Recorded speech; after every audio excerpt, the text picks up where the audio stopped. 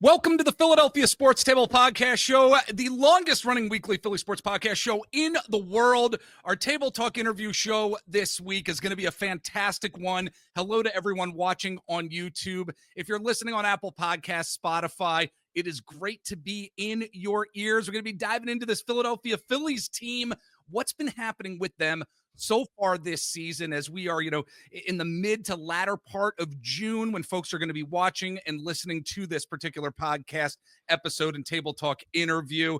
I have got one of our friends. It's his first time coming on. It's gonna be great to get into this Phillies team with him. Matt Davis, buddy. How you doing, my friend? Good, Jeff. How you doing today, man? Doing all right. I'm doing all right. So before we get into the Phillies, let everybody know where you're from, where they can find you online, my friend. Yeah, so I'm based out of Reading. I'm writer for That Ball's Out of Here from Fansided. I should have mentioned that. Sorry. Yeah, no problem at all. Right off the bat. Yeah, I've been writing there since April last year and going through the motions as far as like the season, the swings, and everything. So it's been a fun ride. Fantastic. It's great to have you on, Matt. And look, I want to really dive into so many different aspects of this team. I wish we had, more time than the allotted Table Talk interview time here to get into certain aspects of this team. But we've seen a lot of good stuff from this Phillies team this season. And sure, there have been ups, there have been downs, but hoping to start off, on a positive aspect of where this team is at, because yes, even though they're having a challenging time as we're recording this on January 22nd. They lost to the Mets last night, Saturday night.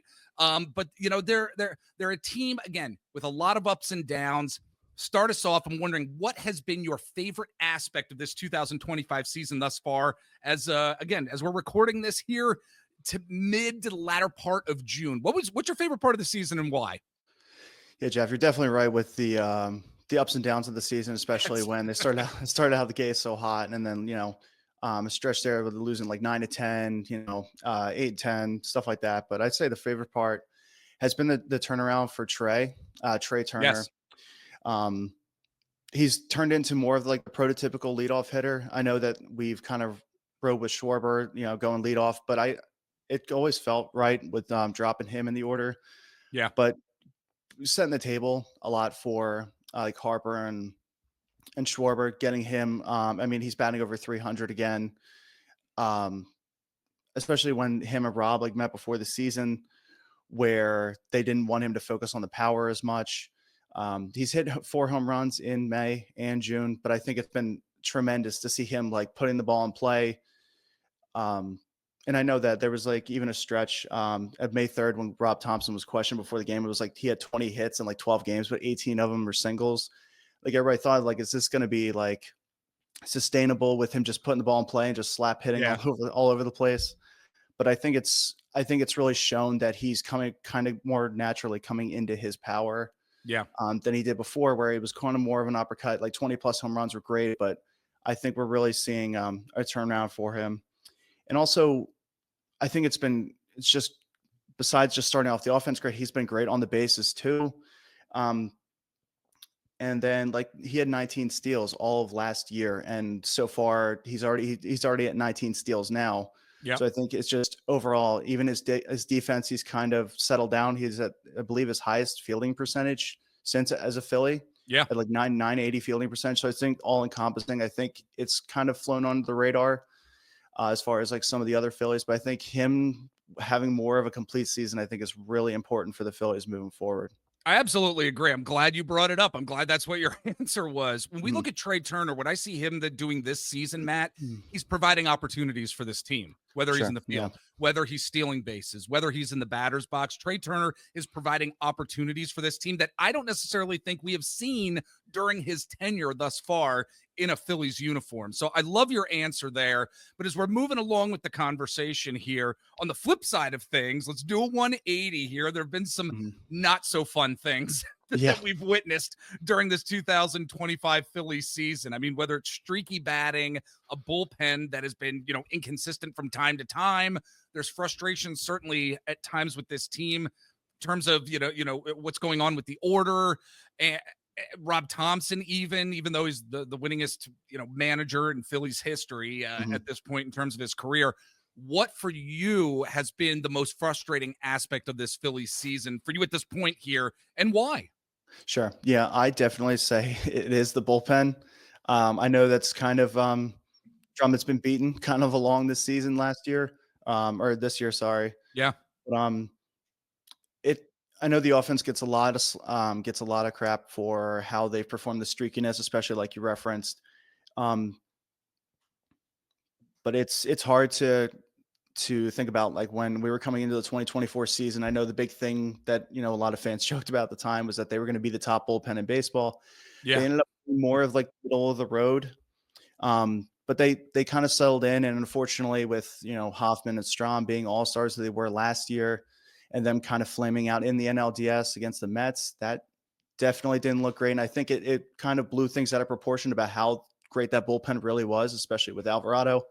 Now, Yeah. changing that over to 2025, he's out of the picture now for 80 games, so he'll be back at some point in July. Excuse me, late July.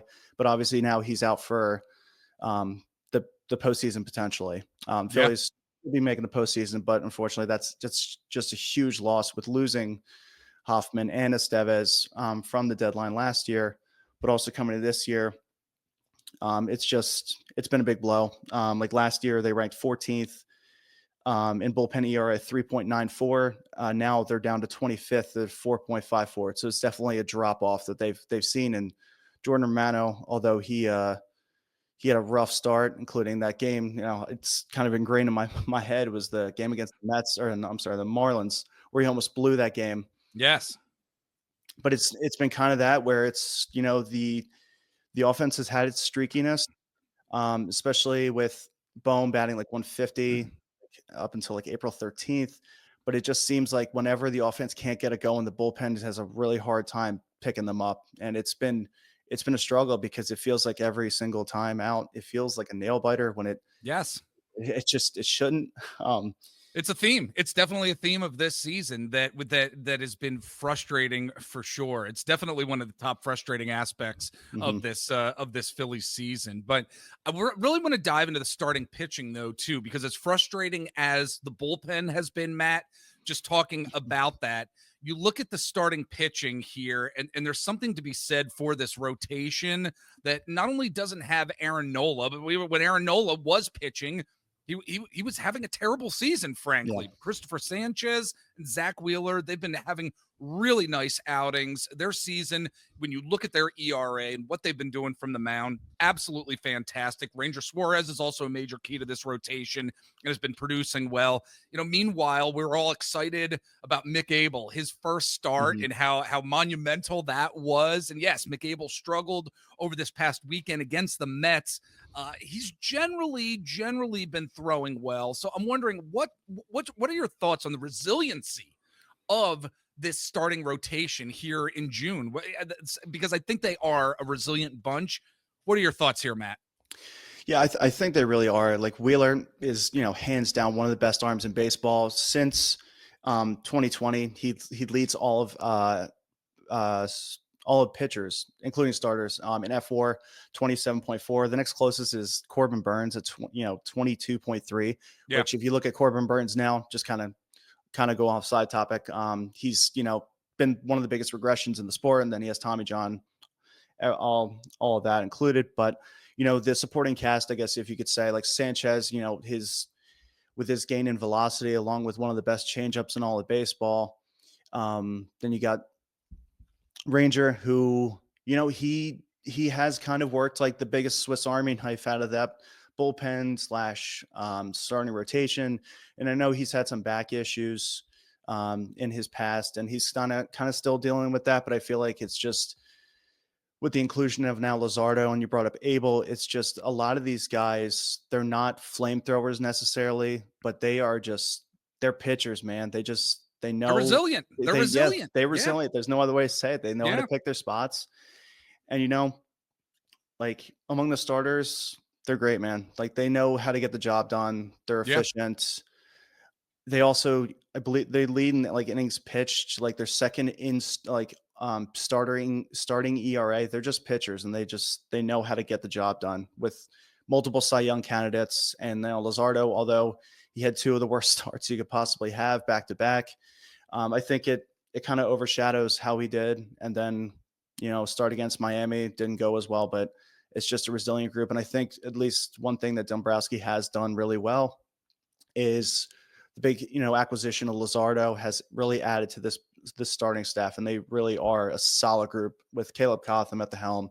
I think they're really going to be a great group moving forward. Absolutely. Look, I do like how you mentioned Dave Dombrowski making this good decision in terms of Luzardo, because we know the criticism that he has been getting from the fan base with regard to the bullpen, letting Jeff Hoffman go, letting Estevez go, like you mentioned earlier. And yes, this bullpen, again, one of the most frustrating aspects of this team, like we just talked about. But I think we have to give Dave Dombrowski some credit. We hadn't really planned on talking about Dombrowski, but yeah, I think we have to give him some credit for keeping this Phillies team, with the challenges that it has had, keeping them very relevant after these past few years. They are a relevant team, not just in the National League, but in Major League Baseball in general. And yes, it's because of these moves that are made here and there, and yes, it's Trey Turner, it's Bryce Harper, it's the resurgence of guys like Alec Boehm, who we're going to be getting into in a bit.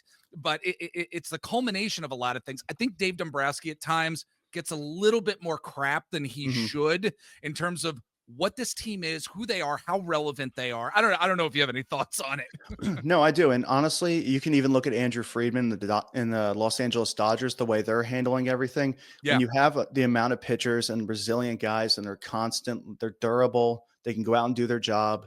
And it's just, you look at the Dodgers, who spent, 400 plus million in the luxury tax, and they're dealing with 14 pitchers on the IL.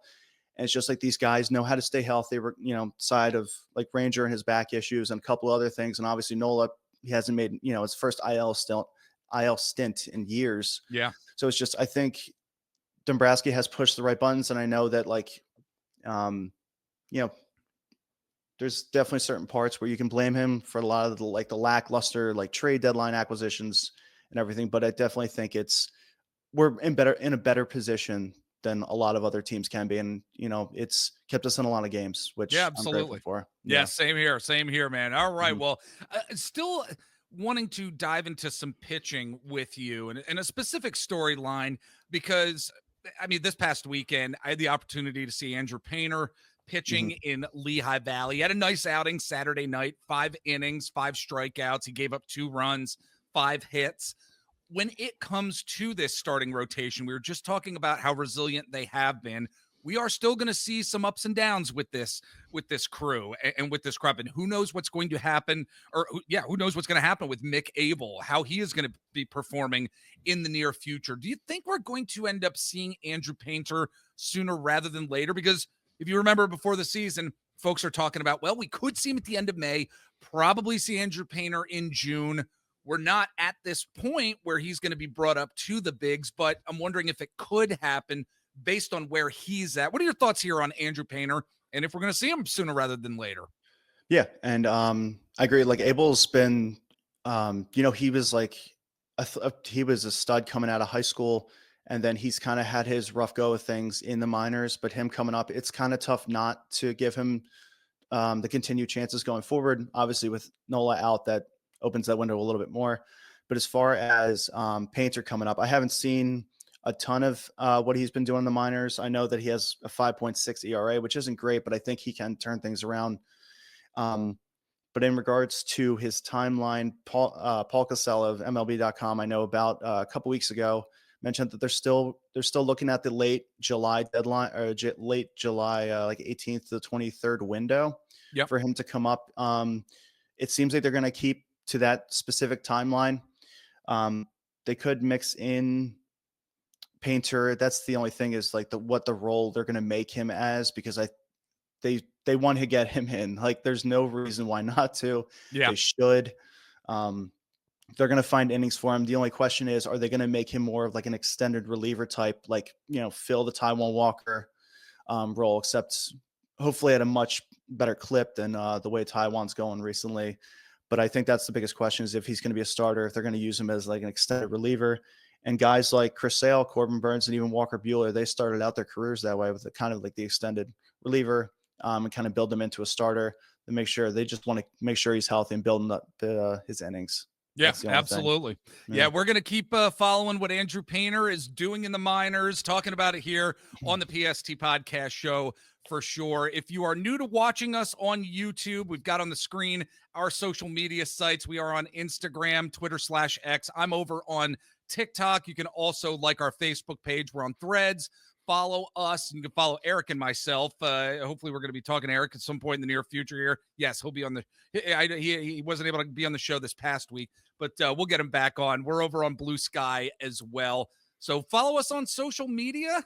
And also, again, we're talking to Matt Davis from thatballsoutahere.com. Matt, where can folks find you on the interwebs out there if they want to connect with you? Yeah. So on X, Twitter, whatever you want to call it, at by Matt Davis. I'm also on Instagram at davis.m or davis.matt.1. Mostly that's what I use. Facebook too as well, but I'm on Twitter a lot, talking Phils all day long. All right. Nice. Very good. Well, folks, we're going to take a quick break, pay some bills. We're going to be back in just a bit. All right, we're back. And again, talking with Matt Davis from thatballsoutahere.com. You know, we love our fan-sided sites here at the PST podcast show. And I want to get into, as we're kind of, finishing up the discussion here, got a couple more topics, Matt, to dive into. One particular guy on this Phillies team who I have defended time and time again, and that individual is Alec Bohm. And yes, he has been a streaky type of baseball player during the course of his tenure. I mean, I remember going to Coca-Cola Park with Lehigh Valley Iron Pigs, watching him play there. Bit of a streaky player. But we have seen him being able to do some really good things offensively. He's been growing defensively over these seasons. And for what this team has needed from the third base position over these past few years, Alec Bohm has been able to give this team some really nice consistency, at least in my eyes, over these past few years. I mean, at this point this year, he's batting .289. He has 7 home runs, 34 RBIs. Matt, are we at a point where people should really stop crapping all over Alec Bohm, because he really has been a key to this team winning games? I'm wondering, what are your thoughts here? I think so, Jeff. I think he's kind of earned his spot now with him batting over 280, where, by April 13th, I mentioned earlier, he was batting 150. Yes. I mean, he's batted 322 since then. I mean, it's just the swing's cleaner. I mean, some of the stuff with the first pitch swing, I can kind of sometimes it can be kind of tough trying to swing early, but him coming up in 2020, kind of bummer. It was like during the COVID year, but runner up to the rookie of the year to Devin Williams, that was a big deal. And we were hoping the power would come along a little bit more, but I think what he's doing in lieu of that is, hitting the gaps, finding power when he can. But like you said about the defensively, he's settled into his role where it's like, honestly, anybody else at third base, it kind of feels like it's a little bit of a hole there. Yeah. So yeah. I think he's really, settled in. Now, I will admit I was an advocate when Bregman was on the market and everything. And especially with the Phillies, with the back and forth of if they were shopping him, if they weren't shopping him. So it was a lot of confusion. And I think, the questions are real about his maturity at times. I know game 2 of the NLDS, that was a big thing when he got benched then. People speculated it was over the wrist issue, that whole thing. But I think with his confidence growing, I think he's been a real stud at the position, and especially with him coming out last year, starting the All-Star game, it was a big confidence boost for him. I just think as his confidence continues to grow, I think the big question is going to be now, are they going to pay him? Because he will be a free agent after 2026.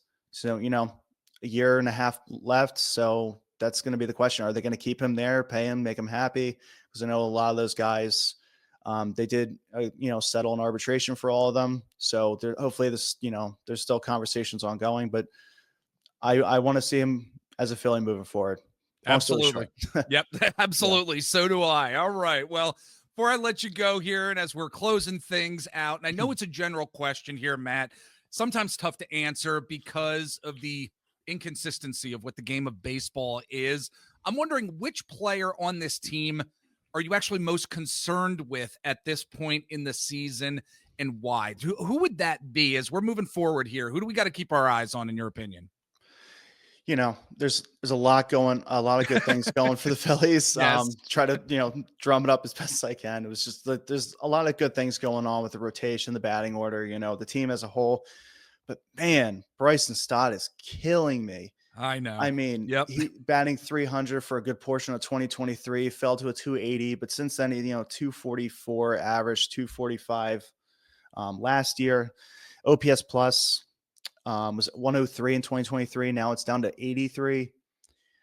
I mean, you just look at his baseball savant. I mean, that's not always the biggest tell of everything, but it's like bottom 20th percentile on like barrel rate, hard hit percentage. Yep. It's just leading the league, and pitches per plate appearance is great. Like, I think he's around like 4.4, 4.5, but it's just a lot of weak contact, not a whole lot of balls like in the gaps. Yeah. He's shown power as of lately, which is great to see. I just think when they had him at the leadoff hitter, I thought like, okay, we can get things going here instead of, taking a step back with Schwarber from the leadoff position, putting Bryson up there, alternating with the lefty righty with Turner and then Harper and then Schwarber. It was like a perfect duo. Or if you mix in Bohm or Castellanos at the top four there. But I just think even like his expecting batting average is 250. So it's not even like it's like slightly unlucky, it's just, I think it's a real problem for them because now with the payroll restrictions and, they have, no law on the books, a lot of money. I know they do have Real Muto and Schwarber coming off. That's a whole different discussion for another day. Yes. If they want to either pay one of those guys, but now it's like Bryson and he's a free agent in 2028. I don't know. Like he's a tremendous defensive second baseman. Nico Horner took, the Gold Glove from him in 2023. 2024, it looked like it's more the same. He's great vibe in the clubhouse. Great defensive second baseman, but the bat is just, it's not going. Yeah. It's more the same. And I just don't know where they go from here.